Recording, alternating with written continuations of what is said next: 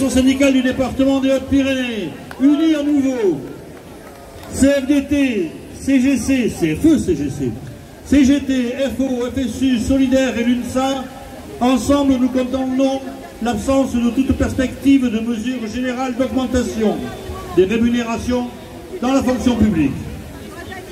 Cette absence d'augmentation se situe dans un contexte d'inflation encore soutenue.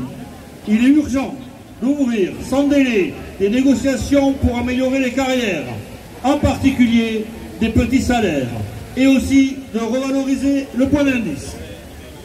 Loin de répondre sur la question des rémunérations et des conditions de travail, le président de la République a réaffirmé la mise en perspective d'une loi qu'il qualifie d'historique pour la fonction publique, visant, selon lui, à mieux reconnaître le mérite. La notion de mérite, nous le savons, est subjective. Elle est aussi dangereuse. En effet, le fonctionnaire n'est pas soumis à un contrat, mais à la loi. C'est parce que son statut est protecteur qu'il garantit la neutralité du service public. Ce principe, inscrit dans l'article 6 de la Constitution. C'est parce qu'il est recruté sur concours qu'il est au service du bien commun, dans l'impartialité et dans l'égalité. Demain, avec l'introduction généralisée du mérite, la porte sera grande ouverte au copinage, au clientélisme, à la confusion des finalités du public et du privé, autant de pratiques largement développées par le parti présidentiel lui-même. Nous assisterons également à la remise en cause de principes essentiels, tels que la mobilité, la responsabilité, la neutralité et même la laïcité. De plus, l'idée du gouvernement est d'augmenter au mérite par des primes, pas par du salaire.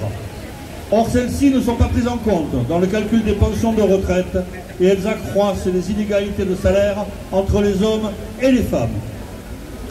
Les agents ne sont pas dans l'attente de mérite, mais d'une rémunération qui leur permette de vivre dignement et soit prise en compte pour le calcul de leur pension.